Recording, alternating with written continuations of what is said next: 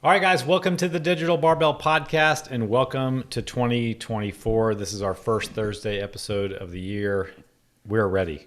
Are you ready for 2024? We are in it. We got a good sponsor. Here. We better be ready. Doesn't matter if you're ready or not. It is here. We got a good sponsor for the podcast. We got some announcements, all kinds of good stuff. The topic of the day is 10 training and nutrition tips to tackle 2024 head on. We thought about a good title, and basically we just came up with do these 10 things. You're going to get amazing 10 things. You're going to get amazing results in your health and fitness, better than any year in the past if you just do these 10 things. And we actually started with 20 things and we distilled it down to this 10. So they're important and they work. If you're new to this podcast, you're new to our YouTube channel, you don't know who Digital Barbell is, I thought we'd just give a really quick, synopsis of what we do, who we help, that kind of stuff, because maybe it can be a little bit confusing if, people just stumble upon our company and don't know what we do. The core of our company is one-on-one training programs and one-on-one nutrition coaching for regular old people. Our training philosophy was birthed, evolved, whatever. Your shirt says lift heavy, be nice. Over the last 10 plus years, I guess it's closer to 13 years now. But anyway, we combine what we feel like is the best of strength training, of bodybuilding, and of CrossFit style conditioning to give you what you need and what you want, and the coaching that you need and the accountability that you need to be able to stick with it for the long term and turn all of this stuff into a healthy lifestyle. We form relationships with our clients. You don't just get a workout in your email and there's nobody on the other end of it that knows that you're a human, or if you did your workout, or if you're struggling with something, or if you know the right form to use and the weight to use, blah, blah, blah. All that to say, we know our clients, and the reason they get such great results is because they're in a relationship with one of the three of us in this company. Our approach to nutrition, not surprisingly, is based on the fundamentals that work. We developed a 5-step nutrition framework that we walk our clients through that helps them build sustainable habits around healthy nutrition, get more specific potentially with things like calorie counting and knowing about macronutrients and that kind of stuff, and then pulling back from that level of specificity to make sure that it's something they can continue with as a lifestyle and never have to worry about dieting again. That's the synopsis in a nutshell. And then every quarter or so, we release these pre-written workout programs that Blakely has written that give a little bit lower barrier to entry, a cheaper price point for people to come and experience what it's like to work with one of us. And like I said, those come out about every quarter or so, and they're typically an 8-week workout program. Speaking of, we have one, you're listening to this on Thursday, we have one that's open for registration. 1 day left to register. And the program starts on January 8th. Yeah. So this one is 8-week physique, and it's all about building your body. Your mind went blank. Oh, is this a sign for 2024? It's an 8-week, 4-day per week workout program that is specifically designed to help you target the muscles that 99% of people want to see progress in. Your arms, your shoulders, your back, your glutes, your quads, your abs, all that kind of stuff. If you have experience doing group classes or you've lifted weights in a gym, you are a perfect candidate for this because you have a good base going in, a good, understanding of, body movement, how you're going to get the most out of these exercises. Why not have a plan that actually tells you exactly what to do and a coach to tell you that you're doing it right? Like I said, 8 weeks. And we decided to do this 8-week program with 2 options. One where you can actually just get the workouts in the app and record your results and follow the instructions and go through it. That's only $197 for all 8 weeks. Or you can have one of the three of us coach you intensely through the entire thing, giving you recommendations, giving you feedback on your form, telling you when to go up and weight, all that kind of stuff. That's an extra $100, so $297 for all 8 weeks. It's called 8-Week Physique. So clever. You can go to digitalbarbell.com/8-week physique. That's the number 8. To read all the details. You can always send us a question if you catch this in time and jump in, because I don't know. The next one is not scheduled, but it probably won't be for at least 3 months that another program is released. So I think that's all I have to say about that one. Anything you want to add?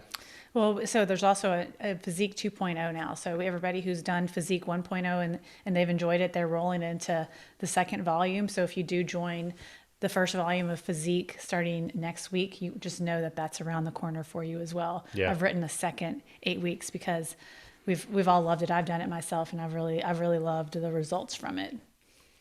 You can't go wrong, people. You're never going to find an easier way to get into our ecosystem, atmosphere, whatever you want to call it.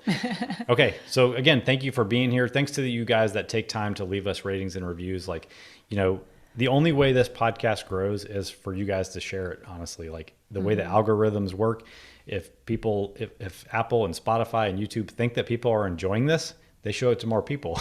If you tag us and put this in your Instagram story, we can share it. It reaches more people. And the only way we can help more people get the results that everybody wants is by, growing all these organic channels of, for better or for worse, growing these organic channels of social media and that kind of stuff. So that's a big part of why it's important for you to take time to do that. So if you do, we greatly appreciate it. It helps us out more than you know. You're on a roll today. I'm just going to step out. Let him do this one. A lot of coffee. Okay, I'm ready to shut up and we can get I'm ready for the sponsor. Oh, yeah, I forgot. We got a sponsor this week. You know who sponsored this? Let her rip. Wimberley Parks and Rec is the sponsor of this. A local sponsor this week. And I'm super excited about this. This January 1st, Jonathan and I did the Wimberley Polar Bear Plunge in 5K. And it was so much fun. Like, I've never done actually reversed. You do the 5K first, 5K then you do the polar plunge, but they say it wrong. I don't remember the official title, but anyway, it was so much fun. And I think one of the things that I found as I was doing this, I think we decided on this run 15 miles in December before we signed up for the polar plunge, because we signed up for the polar plunge like 2 days before it. But we had it in our mind we were going to do it. I think we decided on the 15-mile thing before anyway. Yeah. So at the beginning of December, we both decided that let's do some extra running. Like, it's just one of these things that I don't like to do. I'm not a runner. I've never been a runner. It's just not I will run in workouts, but it's just not my thing. Anyway, I came up with an idea, like, let's do 15 miles in December, not miles that are included in workouts, like 15 bonus miles. And I came up with 15 because I was thinking like 3 a week would be 12 miles, and let's make it a little bit tougher. Jonathan got 16 miles in because I think he miscalculated, and I actually only got 12 in because I was saving. And then my final 3 to reach 15 was on January 1st, so not technically didn't get 15 in the month of December, but you got thrown off with all the travel back and forth. That kind of interrupted your running. But anyway, one thing I was thinking about as we were doing this 5K is that I woke up that morning and went to it and started running it, and the whole process, and with nothing but excitement. And that has never happened to me before, where I hadn't shown up for something and had a slight bit of nervousness, or why did I do this, or second guessing. I've done some CrossFit competitions in the past. We all done like exams in college and high school. Never have I ever shown up for anything and been like, I'm ready, let's go. And can we start early? I love watching CrossFit documentaries. It's I will watch all of them. And you see these athletes and they're just ready to go for these competitions. They're like, let's go, I'm excited. At least they're saying that. Mm-hmm. And I actually felt like that this time. I was not nervous about the run because we had been running in December, and I felt 100% I could do it. I knew I could run the 3 point whatever miles. Uh-huh. And I was just excited to be running around the city. They had the streets closed. And I was just looking forward to the whole thing. Anyway, long story short, it was the preparation. It was just I had prepared myself physically. I was excited mentally to do it. And it was such a blast. Mm-hmm. I think, so I've talked about this book before on this podcast, but the book Do Hard Things by Steve Magnus, a big root of that book is that confidence in something doesn't come from giving yourself a pep talk or being I can do this, I got this, let's go. It comes from being prepared for the challenge and knowing that you're going to be able to do it. Preparation breeds confidence, not any kind of bravado or anything like that. And you could just parlay that over everything that we're going to talk about in this podcast. None of this stuff is going to happen by accident, and the confidence that you need to be able to do these 10 things is going to come from you giving yourself a little bit of grace, but also actually preparing to do the things, committing to doing the process that leads to you being prepared, and then executing, and then you will have the confidence to knock out this list. I think one thing that just brings it back to the stuff we're going to talk about here is we work with a lot of clients on the nutrition side, and something that they like are nervous about is like going on a vacation. They've been killing it in their nutrition and say they have a vacation coming up and they're like, I'm nervous to go on this vacation because I don't want it to derail me, you know, and that's like a way they've thought in the past. And then they when they work with a nutrition coach, they get this preparation and they know how they breed confidence into that vacation. They can go into that vacation being like, I know exactly what to do. I don't have to worry about logging all my meals, blah, blah, blah, blah. I know how to eat. I know how I'm going to come back and I'm going to feel fantastic. And I think that just, goes hand in hand with like what we're going to talk about today. Just to clarify, that doesn't mean that they go into the vacation knowing that they're going to have to be perfect. It means they have a plan. They're prepared for the plan.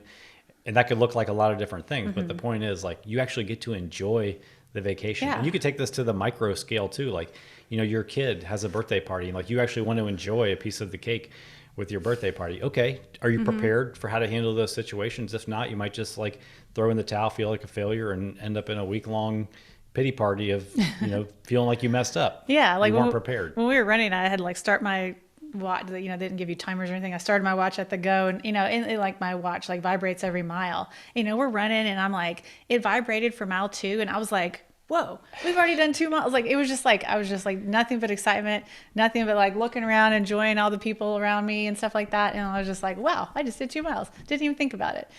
Yeah. Okay, I'm going to put you on the spot right here and then we'll get into the topic. I already mentioned this to you in private, but I don't feel like I got a really good answer from you. I just realized my laptop says do hard things right here on the back. No, I hope he doesn't have that trademark. Mine says Stussy. Oh yeah. So I already asked you this in private, but are you willing to commit to doing a 10K race in 2024? Yeah, I would do a 10K in 2024. Let's do it. I remember I used to follow CrossFit.com as my workout schedule a long time ago, and the 10K came up one day, and it terrified me. I was like, did you do it? My gosh, yeah. Remember? Oh, I don't remember. Yeah, I did. That was 5K. No, that was the 10K. Right? I did. It was the 10K. Holy smokes. And I remember we went to a concert that night and I felt like the biggest like stud. I was just like, yeah, that's right. I bet nobody else in here. Remember I ran a 10K around our block? I do. I thought it was 5 though. No, as everybody worked out in our garage. I just went around in circles. And I think what kept me going is like I could wave to everybody working out in my gym as I went by like 27 times or however many times it took to go around the block. Do you remember what your time was? 10K is like 6 point something miles. Yeah. It's not 10 miles. It's like double a 5K. Yeah, it's double a 5K. It's like almost Thereabouts double. Anyway, we should get going to this. I'm just adjusting volumes down here. I've realized it's kind of loud. Blowing people's speakers up. Okay. So we're going to start off with 5 nutrition tips, and then we'll go into 5 training tips. Let's do it. All right. First one, focus on food quality. Confession. There was a time where this was not my order of priorities. I used to kind of coming from like the macro counting background, feel like quantity is number 1, quality is number 2. We butted heads on this a lot. If it fits your macros, like then the number 1 thing to reach your goals is make sure that all the food Tetris game works out regardless of what the quantity is. But I've since changed my mind, and that's what we're going to talk about. Yeah. And I think if you only remember one point on this list of the nutrition, it's this one, because I think everything else will fall into place if you focus on food quality. You know, and when we talk about food quality, I mean, so much of this is around processed versus unprocessed foods. Think about like what state food is grown in, not like the state of the United States, but like the state the food is in when it's grown. Like, you know, for breakfast, if you're, you know, oatmeal versus granola, like think about, you know, which of those is just like processed versus unprocessed. I know oatmeal is a little bit processed, but not like granola. It's about the degree that it's been processed.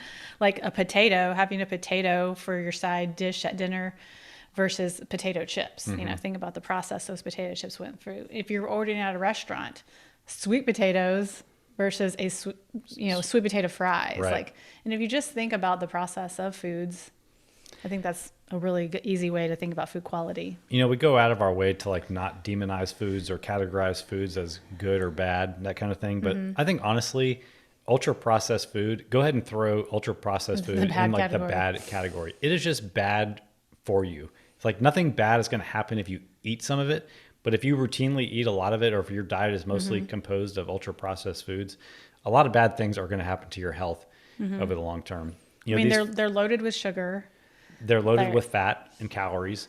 They're designed in a laboratory to be hyper palatable and make you want to continue to eat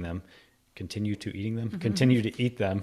And they just lead to you overeating food in general, which we're going to get into in a second. But I think like the point is, like, if you focus on eating mostly minimally processed foods, it is going to fix so many things in your diet without you even having to worry about them. You're automatically going to eat less calories. You're automatically going to have more energy. You're automatically going to be more full. You're going to eat more vitamins and minerals. Your immune system is going to be in a better shape. You're going to have more sustained energy throughout the day. Focusing on minimally processed food automatically has a huge trickle down effect. Stop saying that word, automatically. It's kind of like, you know how like sleep has this massive trickle down effect on everything else with your health? So does eating a minimally processed food diet. Well, you're not eating as much. You're getting the vitamins and minerals that are meant to come from foods that you're not going to get in these processed foods. Kevin Hall did a study. I think he works for the National Institute of Health, but he basically took two groups. One group had unlimited access to ultra processed foods, and the control group had unlimited access to minimally processed foods. No restrictions about how much they could eat, no instructions like that. The group that ate the diet of ultra processed foods on average ate an average of 500 calories per day more than the group eating the minimally processed diet. Yeah. Spread that out over the course of the week. That's a pound of fat gained by eating that extra 500 calories. If you want to like pick the low hanging fruit of your nutrition in 2024, focus on eating minimally processed foods almost exclusively, and save the more processed stuff for special occasions, which we'll get into in a little bit. Yeah. I was thinking about what processed foods we eat, because I think that, you know, you keep using the term ultra processed. So we don't grow a garden here or anything like that, or, you know, here on the homestead.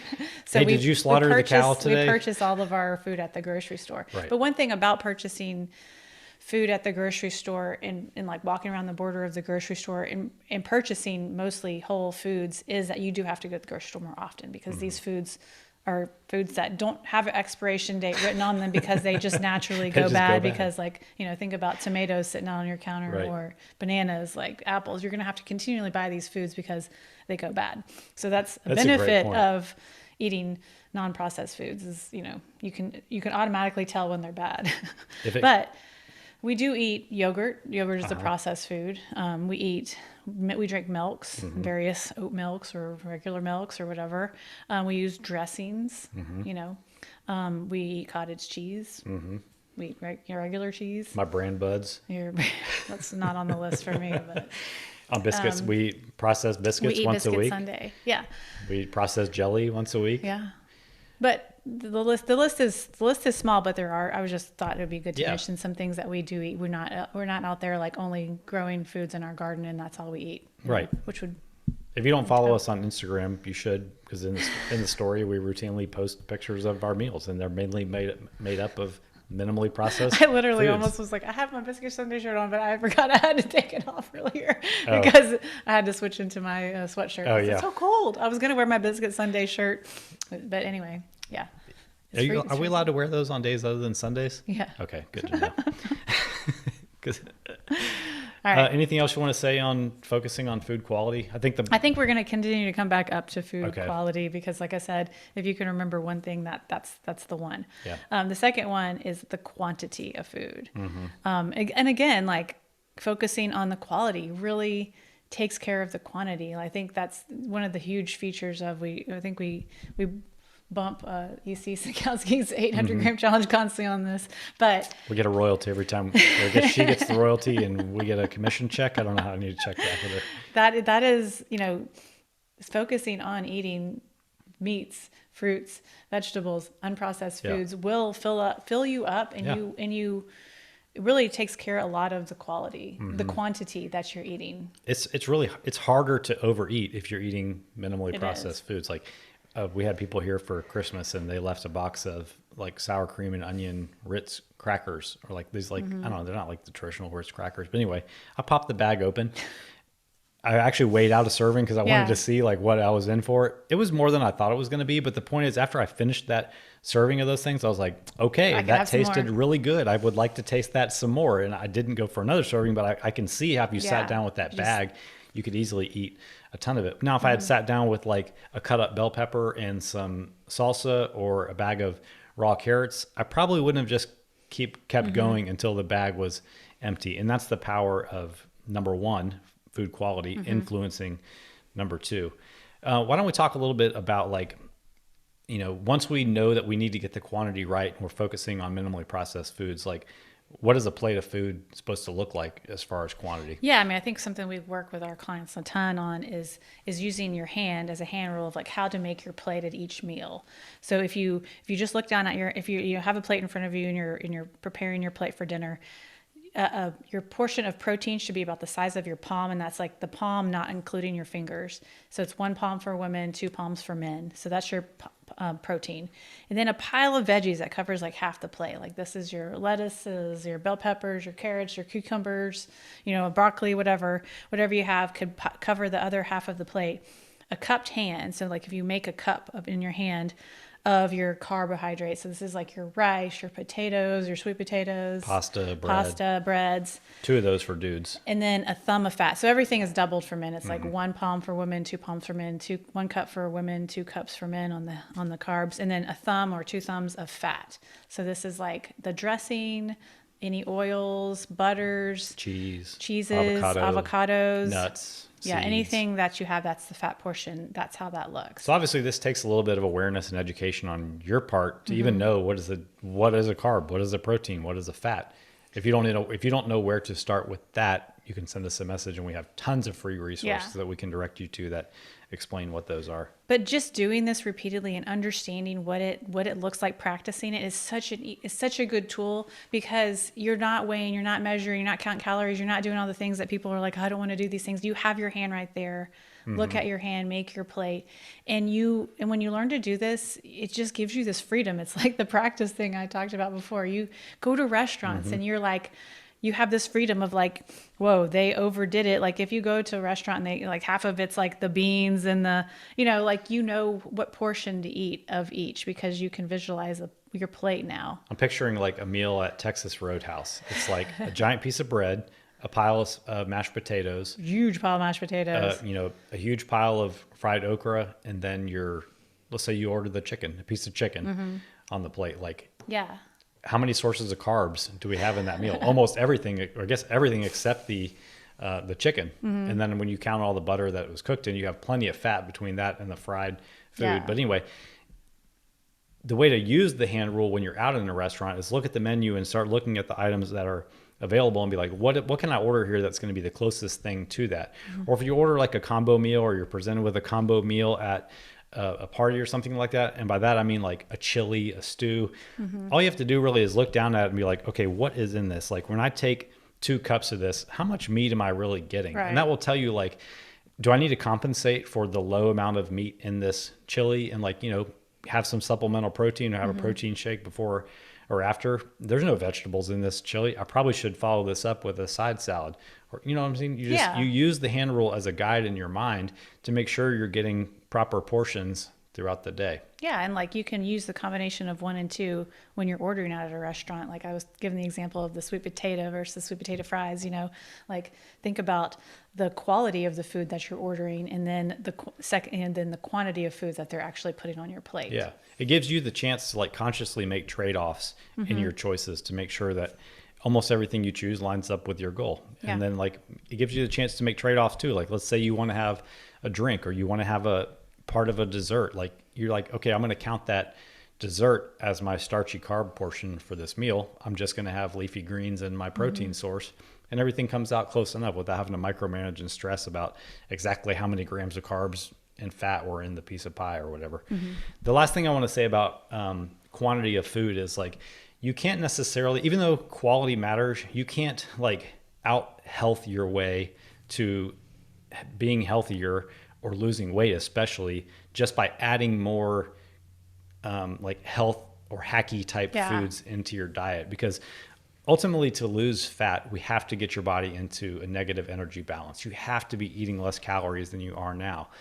So you can't just keep most things about your diet right, or even focus on the quality and then add in a bunch of like, I'm thinking of, somebody who's frustrated because they're like, I'm eating all this healthy food. I'm crushing chia seeds. I'm adding flax to everything. I'm choosing the organic cheese. I'm crushing like, the most expensive milk, whole milk I can buy. Sure, maybe on their own, those things are healthy, but only to the extent that the quantity of food that you eat is in check with your goals. The total quantity of calories is still the thing that's going to drive whether you're losing or gaining body fat in the long term. So I just wanted to throw that out there because I see it all the time. Yeah. Both in like family members that are frustrated, or, when a new client starts and they're like, making it a point to point out all the quote healthy foods.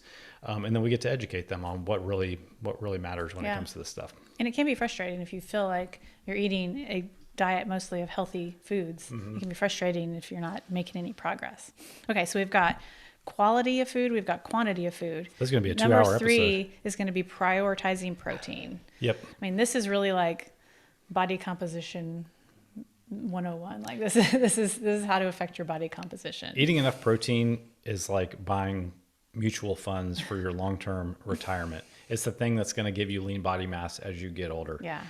And it's so important as we age. Yeah. There really is no hack around eating enough protein when it comes to building muscle strength, improving your body composition, and, having longevity as you get older. There's no substitute. You either do it or you don't. And it's not about like doing it one meal or even for a month at a time. It's about becoming the person that, back to number 2, builds portions throughout the day, throughout the week, throughout the month, that give your body literally the building blocks that it needs to build and maintain the only tissue in the world that makes you stronger. Muscle, the only tissue in the world that burns more calories, muscle. You have to give it the fuel. So for women, like, again, take the palm of your hand, look at it, and for every meal, like, look down at your eggs on your plate. Do I have a palm worth of eggs on my plate? It ain't one. It's not one egg. Yeah. I eat 3 eggs every morning. You look down at whatever source of protein you're having for lunch. Same thing for dinner. It ain't 2 slices of Add deli in meat. some, think about the snacks that you bring. Like if you bring some snacks to work, are you just bringing like an apple or a banana and all those things? Like maybe that's the time to throw in like a cottage cheese snack, a yogurt snack, things that have some protein to bump your protein up. And it's a learned skill, and it's not something that we would even want you to go from like, I barely eat protein to like, let me eat my body weight's worth of protein in a day. It's a learned skill, and it's something that you will probably need to like progress into. Yeah. And that's perfectly fine as long as you're headed in that direction. I think like it's important to meet yourself where you are and be like, if you're somebody now is like, I hate eating meat. Like, okay, like let's figure out what veggie sources are the best for protein and start making those part of your regular diet. You don't have to necessarily become somebody who wants to slam chicken breasts every day, but we got to find something sustainable that leads you in that direction. And like you said, you get better with it at over time, just like we talked about in the beginning of this. Like you'll feel more prepared when you have more practice in doing this. I feel like there was something else I was going let's just give a general recommendation of what does it mean to prioritize protein. Okay. The research shows that the minimum that somebody would want to have is about 0.7 grams per day per pound that you weigh. If you're somebody who is trying to lose weight, I would definitely skew that up closer to the 1, maybe even a little bit more than 1 gram per pound per day.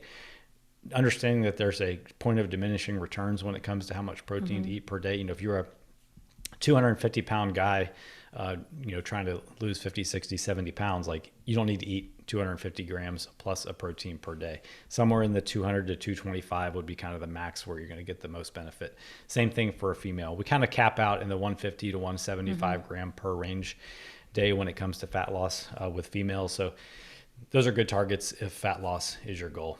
So if you weigh 150 or less, then you probably around how much you weigh. Like if you weigh 125 pounds, around 125 grams, maybe if fat loss is your goal, that 100 to 125 grams. If you weigh over 150 or over, around 150 grams of protein a day. Correct.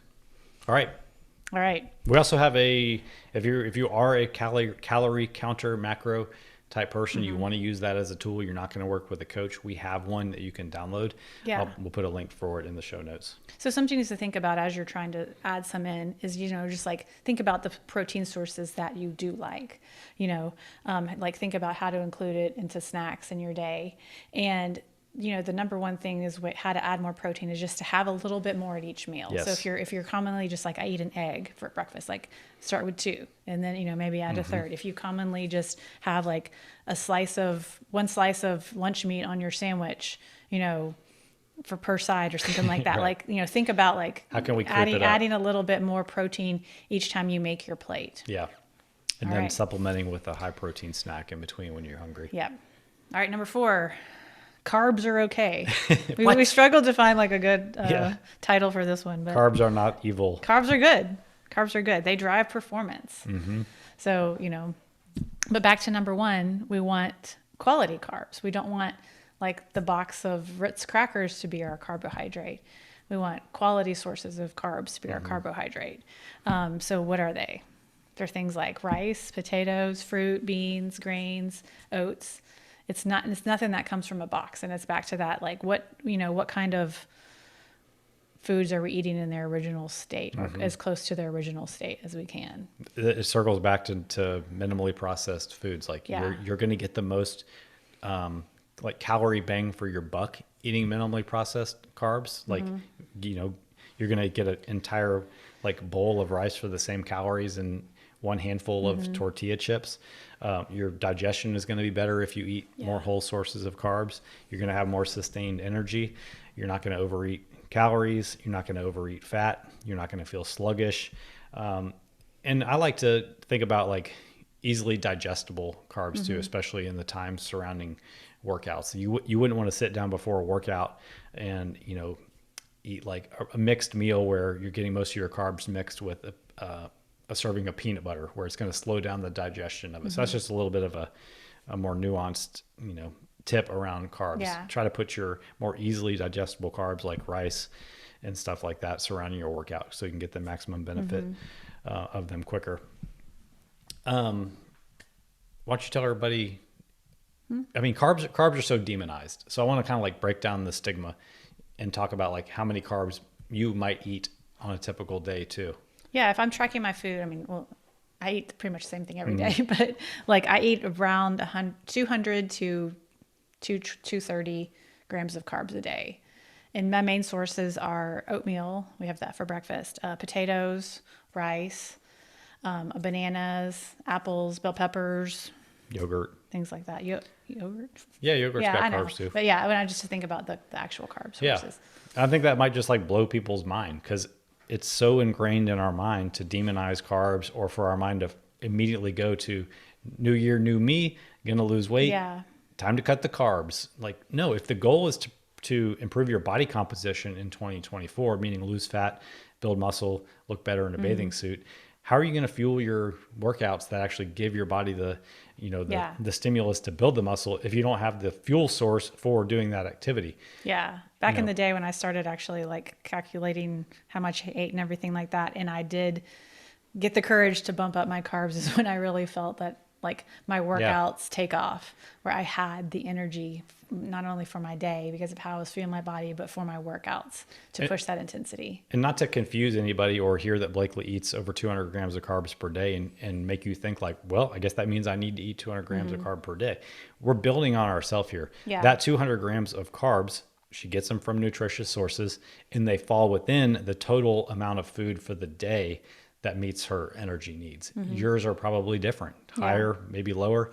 It doesn't matter. But the point is the carbs aren't the problem so long as you have the quantity and the quality under control. All right. Go eat some carbs. All right. Last one.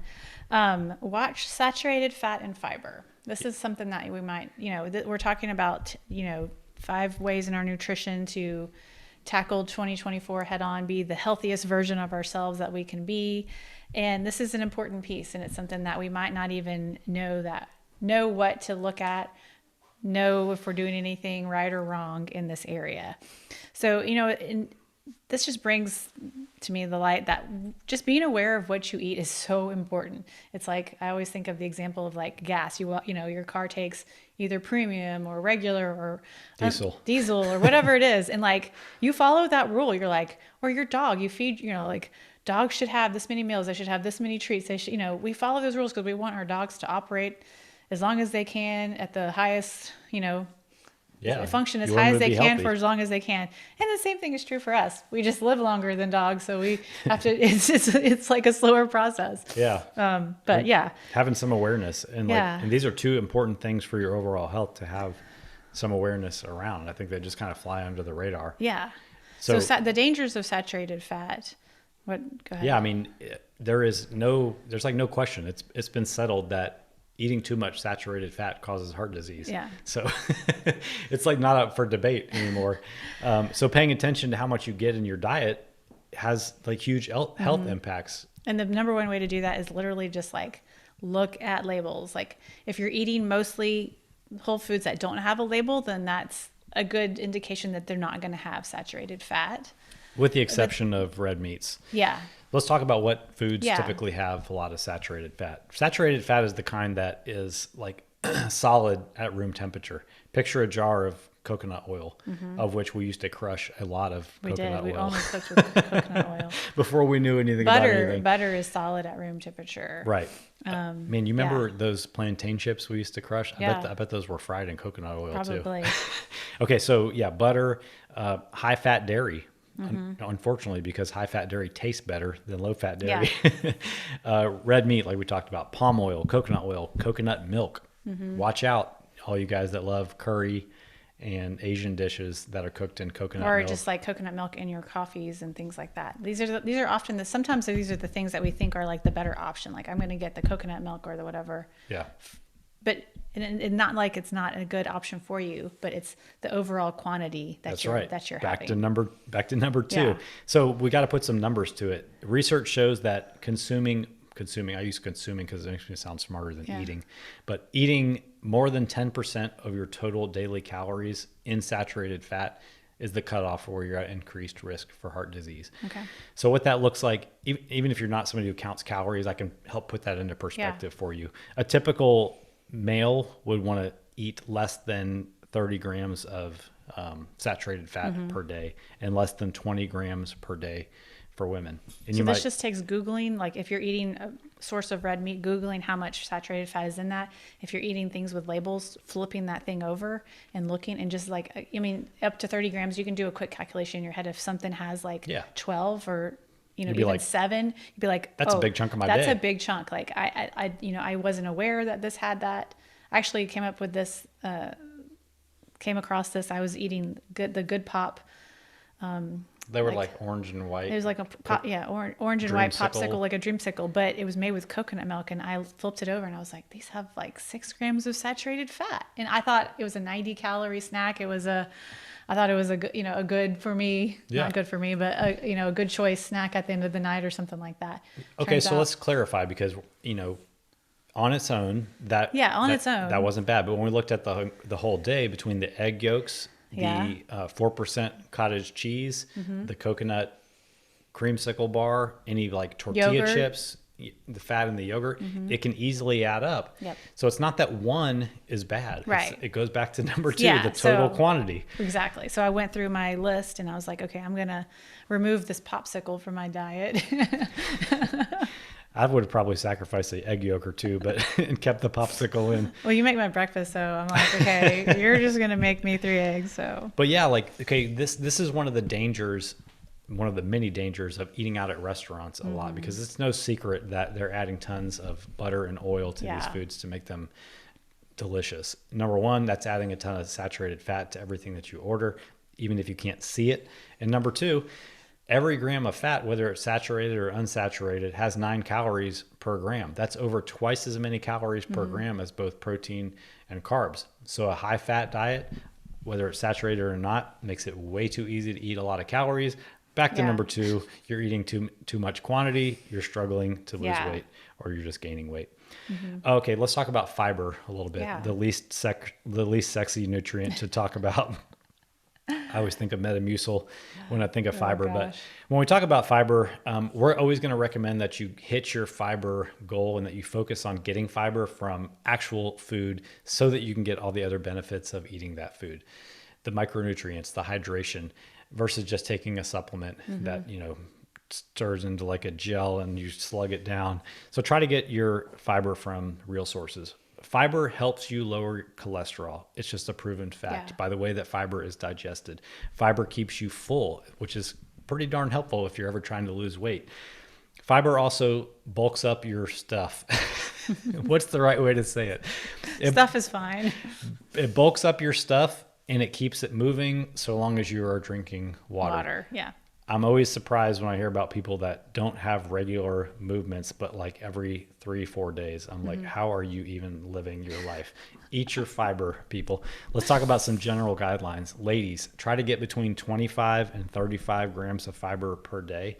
Men, get between 30 and 40 grams of fiber per day. Are there benefits beyond that? Yes, but I would look at these as bare minimums. And this one's not as easy to flip over the label. Actually, I mean, it is. It's on there. These days, I'm saying these days, people are adding fiber because they're trying to manipulate the labels. Yeah. But if you're eating like high quality foods and high unprocessed foods, those aren't labeled.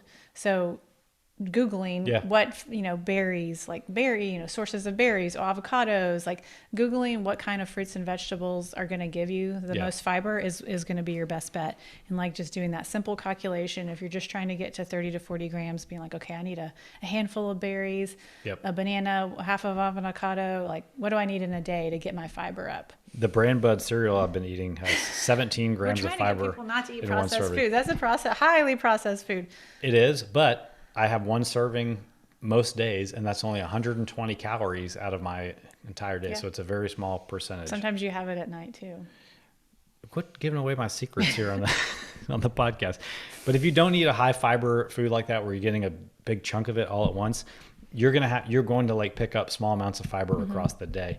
And the other thing about fiber is because of that fact that you're just going to get small amounts throughout the day, it Jedi mind tricks you into eating a lot of whole nutritious foods like legumes, like fruit, apples, like vegetables, all that kind of stuff. So fiber is a huge hack when it comes to ramping up your nutrition in 2024. All right.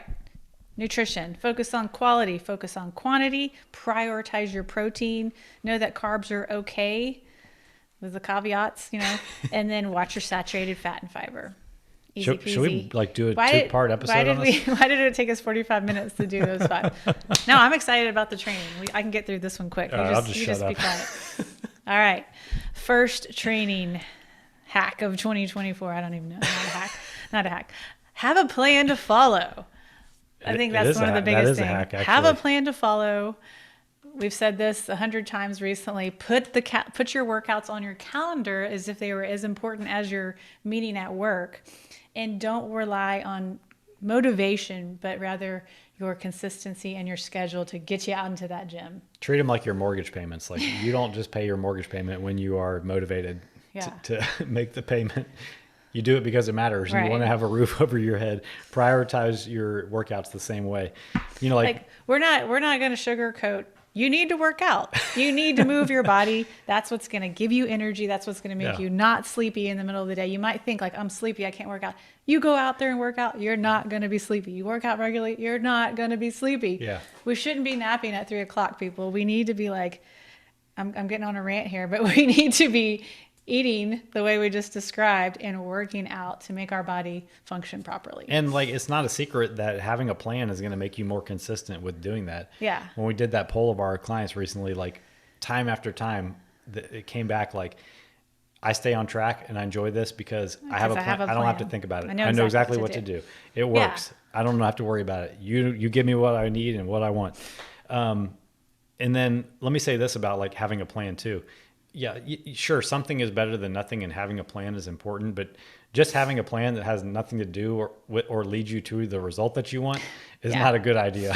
Yeah. Like, if you want to look like you have an athletic physique, chances are like you shouldn't just be doing yoga and Pilates. Like you need to build some muscle. Right. Like you need to choose an appropriate plan that actually leads to the outcome that you want. If you're trying to train for, a long bike ride, like strength training shouldn't be the only thing that you're doing. You need to have a plan that, is tailored to your outcome that you want.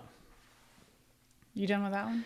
I feel like there was something else I wanted to rant on about this. You wanted to talk about the missing workouts. Oh yeah. Okay, good. Let's keep this rant rolling. Okay. Look at me. We're all busy. We've talked about this so many times, but like, if you ever want to get the results that you have in your mind, you have to stop making excuses for the times that you're busy and you don't do your workouts. Mm-hmm. The most successful clients we have recognize the fact that they're busy. They prioritize their life in a way that reflects what they say is important to them. Mm-hmm. And specifically with missing your workouts, that means you know that Tuesdays are going to be crazy. You mm-hmm. have to run the kids around all afternoon, and then you got a thing with the neighborhood at night. You already know that's the case. So you sacrifice and you get up extra early on Tuesday morning and you do the workout that was supposed to happen on Tuesday night. Or even though Monday is supposed to be a rest day, you can squeeze in Tuesday's workout mm-hmm. on Monday since you're going to be busy on Tuesday. So that's what you do. You accommodate your life to meet your training. You might even work out more days in a row than you're supposed to and miss a rest day. Trust me, the risk of the negative side effects of skipping your training are way worse than the potential risk of you overtraining. Yeah. You're not going to overtrain. You're not, yeah. You might be just a little bit tired. Find a way, not an excuse. We're just going to keep this rant going. Oh my goodness. This reminds me of the thing that our friend Adam brought up that I love so much, that if you give yourself a reward for breaking the promise to yourself, what is ever going to be the incentive for you to stop breaking the promise mm-hmm. to yourself? You're busy. You don't have any food prepped at home. So you go through a drive-through and get a fried chicken sandwich at Chick-fil-A. Mm-hmm. You just gave yourself a reward for not being prepared. What is the incentive for you ever to take an action to be more prepared the next time? You're not going to, because you just gave yourself a reward. The punishment, you should punish yourself. That might sound harsh, but you don't have anything ready. You should go home and eat a bowl of cereal or something you don't want to eat. Well, same thing on the workout front, what we're talking about here. But go give yourself an appropriate punishment that think about if you gave your kids a reward every time they broke a rule or did something you told them not to do. Why would they ever want to change? Well, you got to break the cycle of rewarding yourself for not doing the thing you said you're going to do. On the workout front, the example is, you stay out too late, playing cards with your friends or something the night before, and you drink a little bit too much. The reward is you sleep in and you don't work out. No. You get up and you slug through that workout. You're not going to feel the best, but you get that workout done, and that just keeps the consistency. You're not giving yourself that reward of staying in bed longer because you did something the night before. It keeps the consistency going, but it also reminds you that, hey, maybe I shouldn't stay up and party all night because that workout really sucked and I feel like garbage today. Maybe I should take a different course of action next time. Instead of giving yourself a reward of sleeping in and skipping the workout. Okay, we've done this one. Have a plan, make your workouts a calendar event, and create consistency. Don't rely on motivation. Number 2, include general and specific warm-ups in your workout. We're talking about how to be better in 2024. Yeah. And if you've ever listened to this podcast, I think I've talked about this and also 100 times. I feel like it's something that people probably brush over, mm-hmm. but it's so important. If you follow my workout program and you do it 3 to 4 times a week, you might get 60 to 100 push-ups in your warm-ups a week. Think about if you're I'm just bad at push-ups, but you never do push-ups. If you did that, if you did your warm-ups, if you did your general and specific warm-ups that I'm giving you, you would have so much extra push-up volume. Mm-hmm. That the added volume is the number one reason I want you to do your warm-ups. Yes, it warms your body up. Yes, blah, blah, blah, blah. Good practice, too. It's the added volume. You're doing 30 push-ups, 30 squats, 30 sit-ups. You're just getting this bonus volume.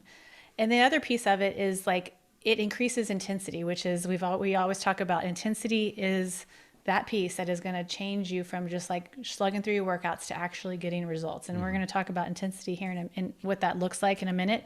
But if you just go in cold and you pick up the weight that you're supposed to be using, you never do you never do warm up reps. You go right to your squat weight, you go right to your row weight, whatever it is, you're not going to work at the appropriate intensity for that first set. Yeah. So that first set is almost like a wasted set. If you're only doing 3 sets, you're basically doing 2 sets if you're not warming up properly. In that first set, you're slugging through, and that is essentially your warm up. Yeah. So not only do you warm up your body before you get ready to work out in general, each exercise in the list, I'm like, I think I write it every time, and sometimes I'm like, people are probably sick of hearing this, but I'm like, warm up at a lighter weight before beginning. Do 5 reps of rows on each side at a lighter weight to make sure you know how to do it, make sure you're moving right, and get those extra reps in. Yeah.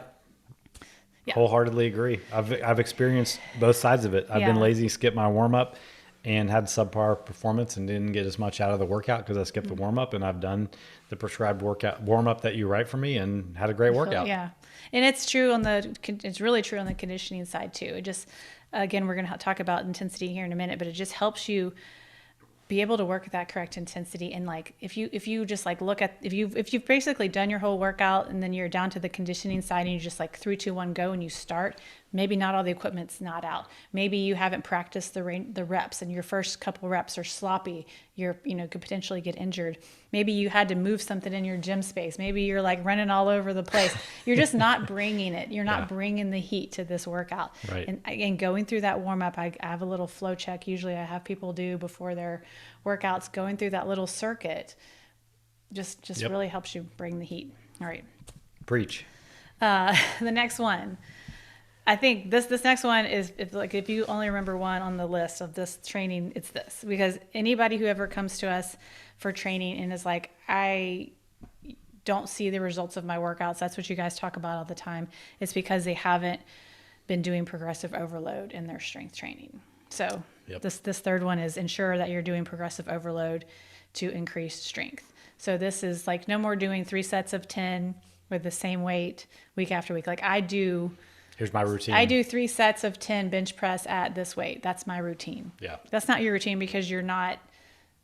It is your routine. It's your routine. You will always stay stuck at that level if that's what your routine is. You're not going to get any, you're not going to change from doing those 3 sets of 10 reps at that same weight.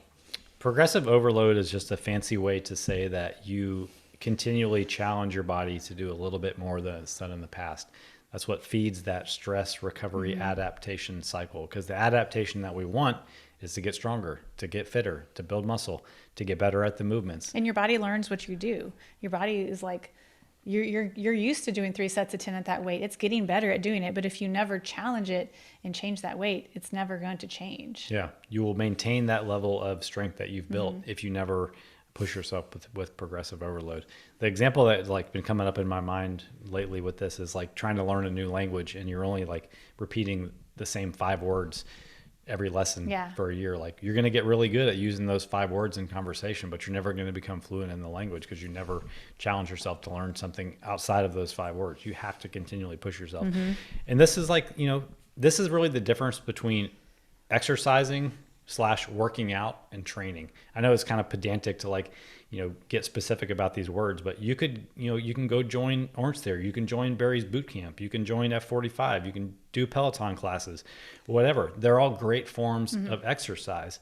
But if there is no scheme to make you progressively overload, your strength and fitness are going to plateau pretty quickly because you can't like progressively overload a random hit workout over time. You're not going to see your muscles grow. You're not going to see your strength grow, and you're not going to noticeably see any like difference in your capacity after like 2 to 3 months of doing those kinds of workouts. Yeah.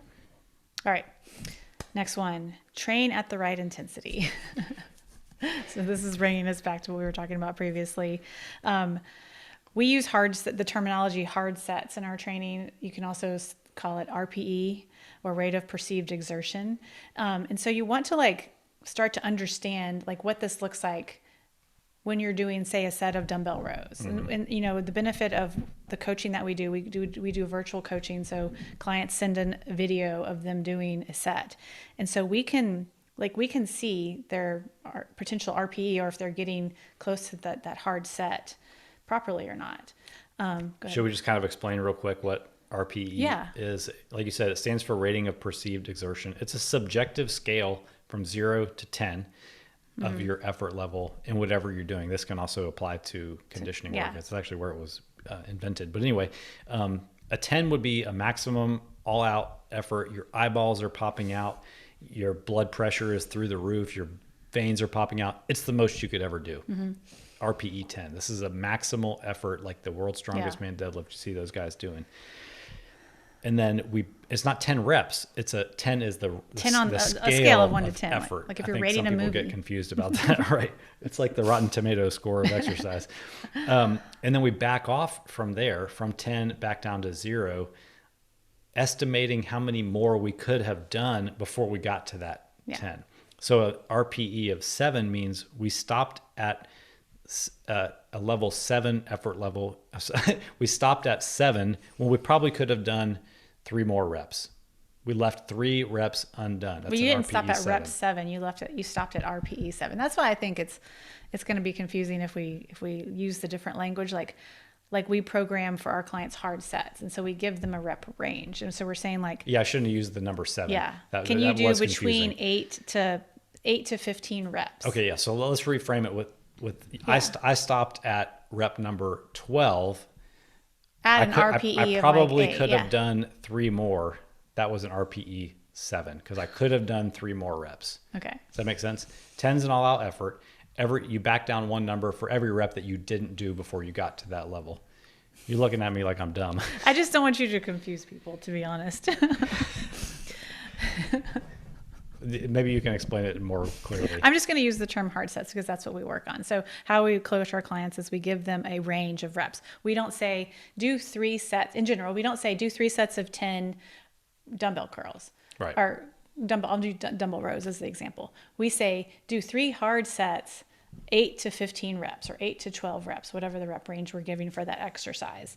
And the reason we don't give them exact rep range is so that they can work at an RPE right where they can get to where they are getting close to failure, but not going to failure. Right. And so when we're watching their videos, we're watching the speed of how they move. Reps 1 through 8 look pretty good. Rep 9 is starting to slow. 10 is a little bit slower. 11, they're like creaking it up. Boom. And then they're done. And I'm like, that was good because you didn't go to failure. You didn't like get it halfway up and then your arm fell.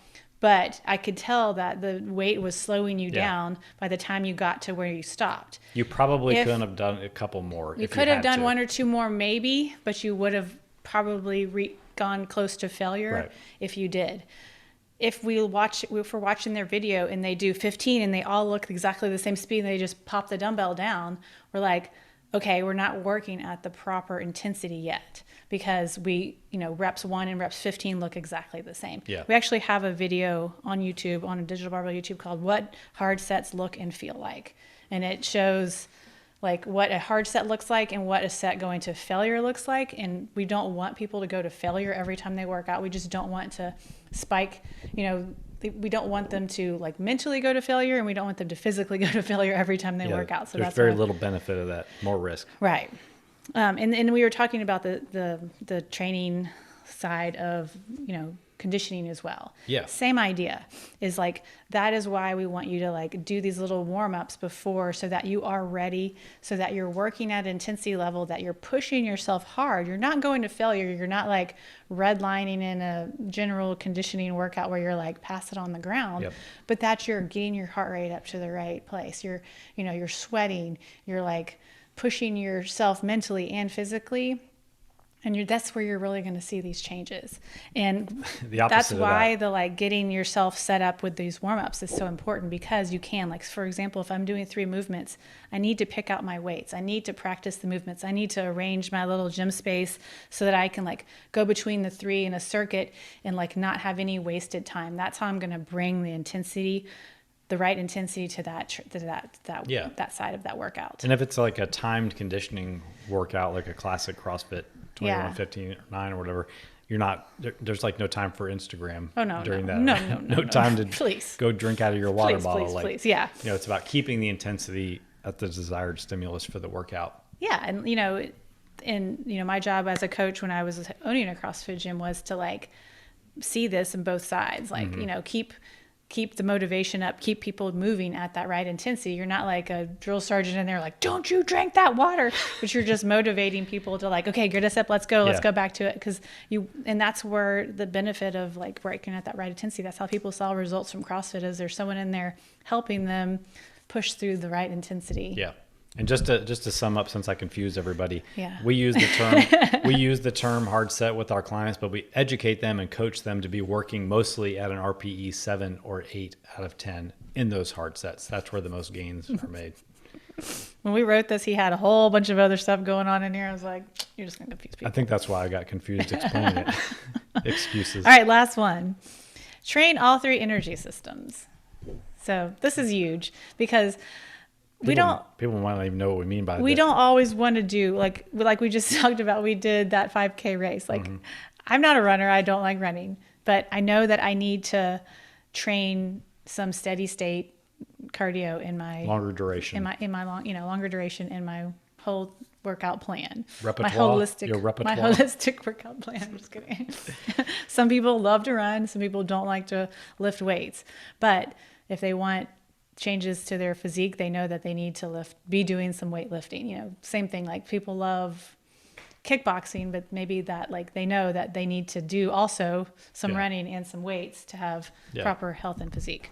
So you want to talk about the 3 energy systems? Yeah. So there's 3, they call them metabolic pathways, and like we divide them up into 3 categories, but the truth is like you're pretty much using a blend of all 3 in training, but you can bias your training to make sure that you're hitting all 3. It's not like a switch just flips and you automatically move. You're not just like it's not as clear cut as that. But the first one is the phosphogenic energy system. This is for really short bursts of very intense effort. This is a 50-yard sprint, a 1 or 2 rep max deadlift. This is powered by phosphocreatine, and it doesn't last long. That's why, you can't do that. You can't do like a max set of deadlifts and then do it again in another minute. You haven't recovered enough for the energy system that fuels that type of exercise.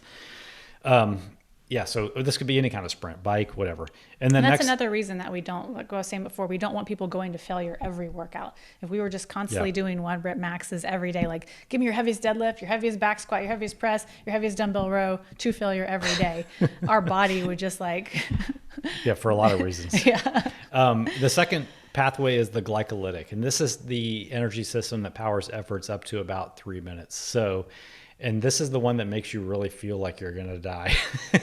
So if you've ever done a CrossFit workout like Fran, where the goal is to like really, really push into this, 3-ish minute time domain under maximum effort, that is being powered by the glycolytic energy system. This is row, like get on the rower, 500-meter sprint on a rower. Holy smokes, that will just ruin your day. But anyway, this uses carbs that are stored in your muscles for energy. Once that's depleted and you go past that 3-ish minute range, now you're working in the oxidative pathway, which you're using oxygen and burning fat mainly for fuel. The good thing about this one is it can go a really, really long time. Sure, your nutrition plays a big part of this, but this is the pathway that a lot of people focus on for heart health, because you get the benefits during that.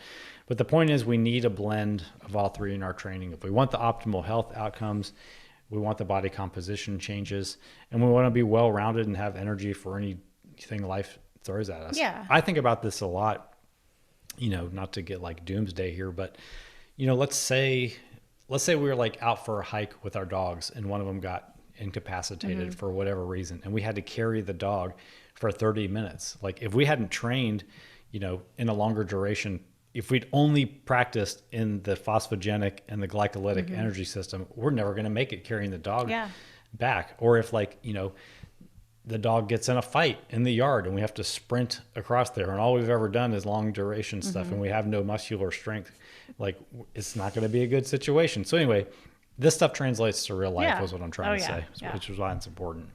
For sure. Is there anything else I can confuse people on? So for training, we have a plan, put your workouts on your calendar, create consistency. We have do those warm-ups. We have training at the right intensity. We have Use that RPE scale. Ensure that you're doing progressive overload. And then we have include all 3 energy systems in your training. Are you going to type this up to put in the show notes? Sure. I'll make it not confusing for y'all. All right, guys. Last time that we'll mention 8-week physique, because tomorrow is the last day to register. I guess the point is, like, as far as the training stuff goes, if you hear all this and you're like, that's fantastic, I want the plan and I want to make sure you cover all the bases with all this stuff. Yeah. You can either hire us to work with us one-on-one, or you can join 8-week physique and get a taste of what it's like to work with us. And it might have physique in the title, but you are going to be doing some conditioning. And I'll just say too, like, since we're at the beginning of the year here and a lot of people are focused on weight loss, I talked about our 5-step approach to nutrition in the beginning of this. Like, we take on a limited number of nutrition clients. If you want to apply to work with us, I'll put a link for where you can do that in the show notes of this episode too. All right, that's it. We wish you guys a Merry New Year and a happy belated Christmas. We appreciate you guys all for tuning in. Hope you have a good rest of your day.